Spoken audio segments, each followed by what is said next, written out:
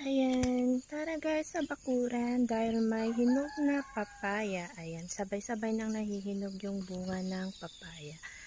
Ayun, may dalawang hinog na naman doon. Pero yung nandoon kahapon kinuha na namin. Kaya berde pa yung mga nandoon. Pero yung nandito sa banda dito, hinog na sila.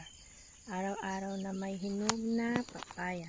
Halos araw-araw din kumakain ng hinog na papaya. Tara guys at kuha tayo. Kayo anong fruits mayroon kayo sa inyong bakuran? Kami ay may papaya. Ayan. May papaya ay hinog na. Wow, ang ganda ng araw ngayon. Umagang kay ganda. Tara sa aming bakuran. Sa munting bakuran. May